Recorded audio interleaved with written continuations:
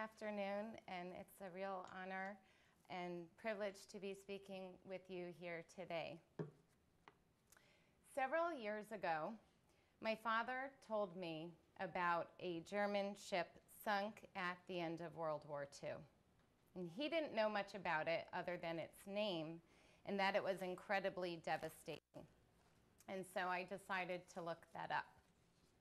And when I discovered that it was, in fact, the worst maritime disaster in peace or war.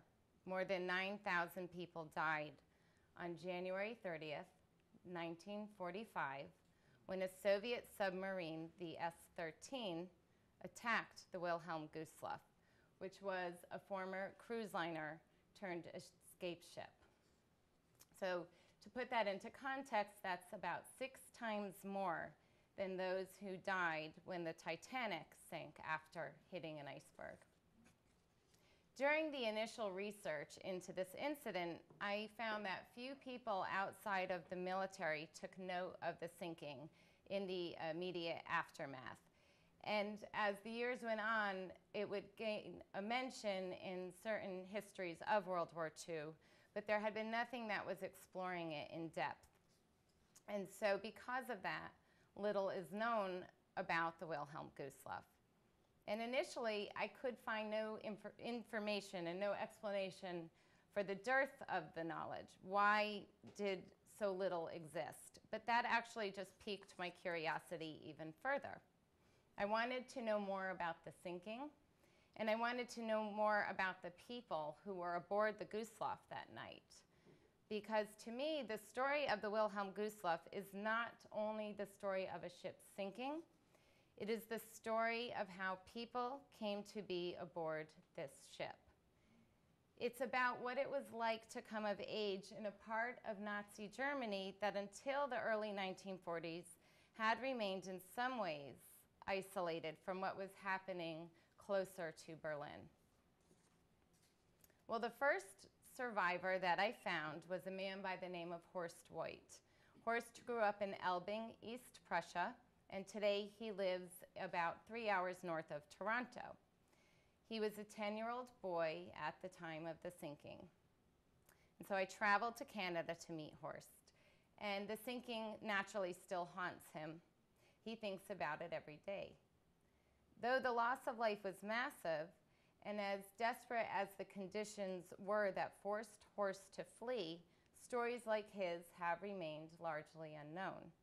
And I spent a few days with Horst, but I knew after the very first hour of meeting him that his story and the story of the other survivors needed to be told. And so this book is the story of what I found.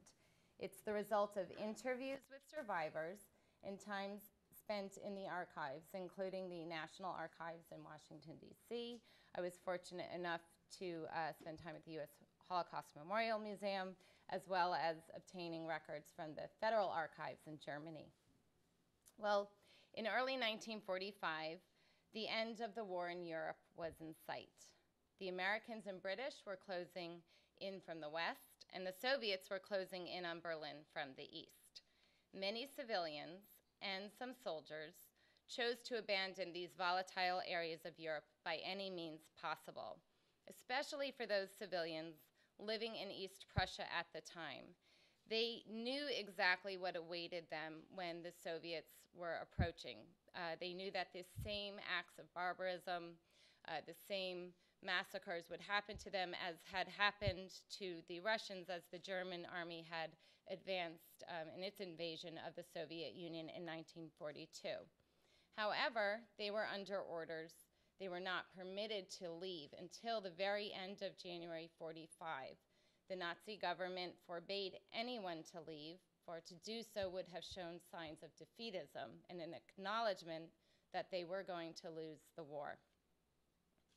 Well, finally, Hitler agreed and gave Admiral Donitz permission to start evacuating these civilians. And that's Operation Hannibal was born, which did ultimately save about 2 million civilians. But at this point, the refugees are starting to mass on harbors all along the Baltic Sea, and Gotenhafen was one of them, which is today, of course, Gdynia, Poland. So in the final days of January, the 27th, the 28th, the 29th, these refugees are trying to get aboard the ships, and the Wilhelm Gustloff is one of them. Nearly 10,000 German refugees and wounded soldiers attempt to escape across the Baltic Sea to Kiel, Germany, which was supposed to be about a 12-hour trip. As you know, they met a tragic end. Sometime before daybreak of January 30th, 3 torpedoes from a Soviet submarine struck the boat, causing catastrophic damage and throwing passengers into the frozen waters of the Baltic Sea. And it was about 12 nautical miles off of Stolpe Bank, which was a low gravel shoal, which lies off the coast of present-day Poland.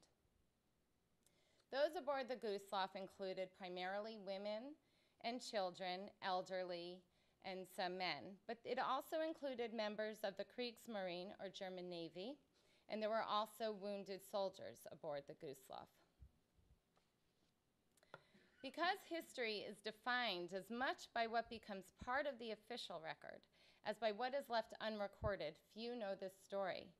In this case, German censorship, Soviet suppression, and Western indifference conspired to bury the Gustloff story. Refusing to let the flailing Third Reich hear of defeat, Hitler prohibited officials from reporting the sinking. The Soviet Union suppressed the story, partly because it doubted the integrity of the very submarine commander who fired on the Gustloff, and also to talk about the Gustloff might have cast light on their own atrocities. In the West, the event remained buried, first because of war fatigue, and then it was overshadowed by the Cold War. So for nearly 70 years, this story has been relatively hidden, as the victims themselves inspired little sympathy after their role and their country's role in World War II. Because after all, World War II, perhaps more than any other war in recent history, is still portrayed in stark lines of black and white. Last winter, I was on a family trip, and we stopped at Gettysburg. And being a reporter, I was drawn to newspaper coverage of the battle. And I came across one quote that really resonated with me because of what I had been working on, because of the Gustloff.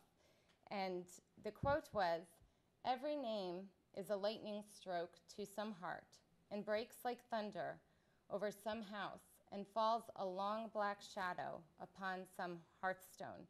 And the reason this quote resonated with me, because the story of the Gustloff had been quiet for so long, and as I mentioned, its victims felt, number one, unable to talk about it because of war guilt, and number two, in the West, there was definitely, in the immediate years, little sympathy for those civilians of this part of the world.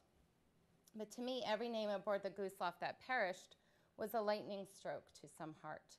And the story of the Gustloff, with all its drama, not only resurrects history, but raises provocative questions about loss, survival, and how those impacted continue on year after year and decade after decade.